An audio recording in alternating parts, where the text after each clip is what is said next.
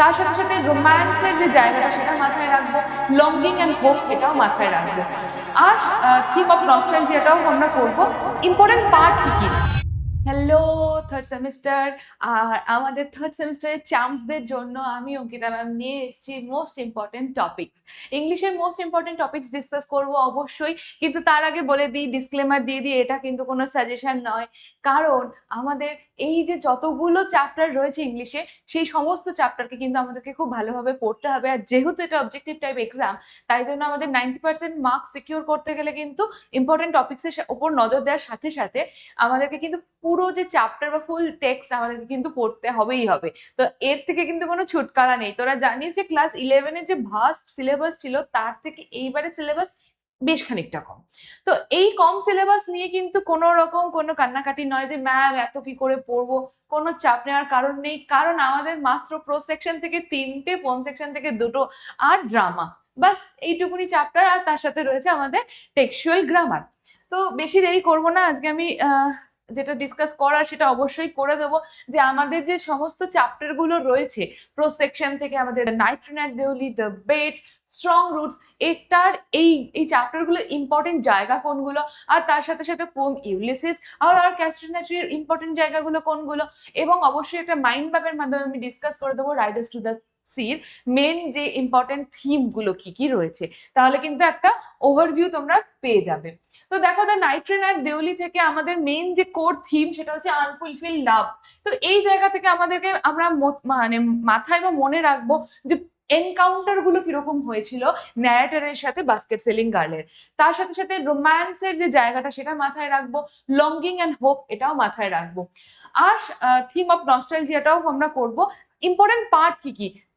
দেউলি স্টেশনটা, যেখানে আমরা মিটিং হচ্ছে, ডিসঅ্যাপিয়ারেন্স হচ্ছে মেয়েটির, সেই জায়গাটা, এবং পরবর্তী যে জার্নি গুলো, সেই জায়গাটা ভীষণ ভীষণ ইম্পর্টেন্ট। সব থেকে বেশি জিনিস মাথায়, মানে সব থেকে ইম্পর্টেন্ট জিনিস সেটা মাথায় রাখবি, সেটা হচ্ছে আমাদের ন্যারেটরের সাথে বাস্কেট সেলিং গার্লের মিটিংটা দেউলি প্ল্যাটফর্মে কিরকম ভাবে হয়েছিল এবং দেউলি প্ল্যাটফর্মের সিগনিফিকেন্স কি, এটা ভীষণ ইম্পর্টেন্ট জায়গা এই চ্যাপ্টারের।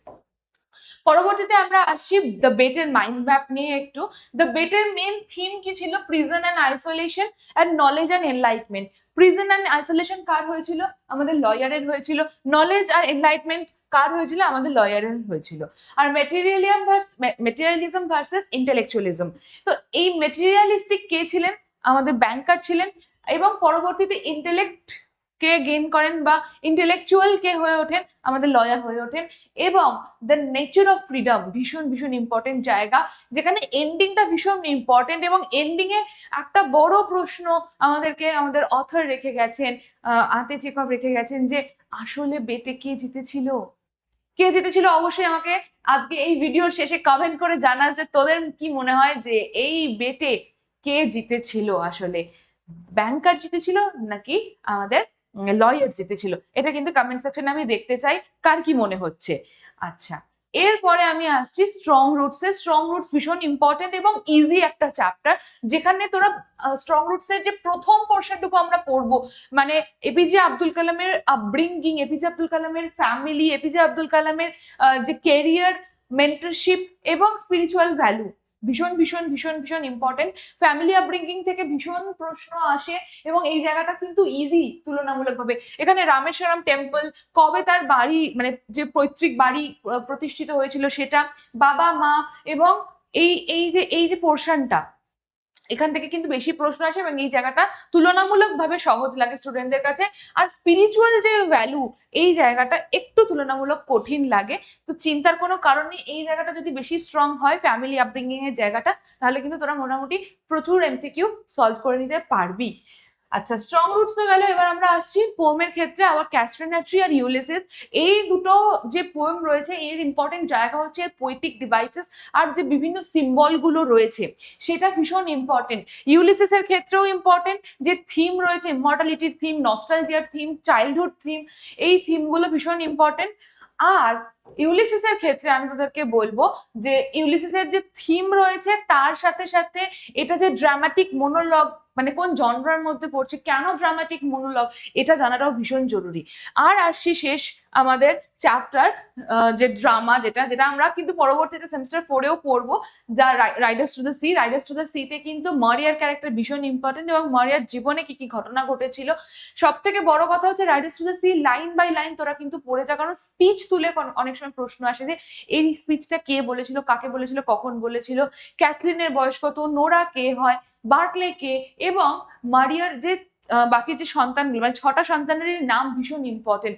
এর সাথে সাথে থিম তো রয়েছেই, ট্র্যাজেডির যে থিম গুলো রয়েছে সেগুলো ভীষণ জরুরি। আর আমি ক্লাসে যে মাইন্ড ম্যাপ গুলো করে দিয়েছিলাম সেই মাইন্ড ম্যাপ গুলো কিন্তু অবশ্যই দেখে যাবে। এই ছিল আমাদের ইম্পর্টেন্ট টপিকস আজকের। এর সাথে সাথে গ্রামার তো অবশ্যই তোমরা করে যাবে, এবং আনসিন ওটা তো প্র্যাকটিসের উপর ডিপেন্ড করছে। তো এই আমাদের ইম্পর্টেন্ট টপিকস গুলো মাথায় রেখে কিন্তু পরীক্ষার আগে যেতে হবে। আর খুব ভালো করে পড়াশোনা করো। এই যে মাইন্ড ম্যাপ গুলো আমি দিয়ে দিলাম সেগুলো একটুখানি স্ক্রিনশট তুলে নাও, নিয়ে নিজেরা চার্ট বানিয়ে ঘরে পড়ো। তো আজকের জন্য এই অবধি। তোমাদের সাথে আবার দেখা হচ্ছে কোন একটা রোড ম্যাপ নিয়ে, বা কোনো একটা ক্লাস নিয়ে, বা কোনো একটা প্র্যাকটিস সেশনে। Till then tata, bye bye. আর মন দিয়ে পড়াশোনা করো। বাই।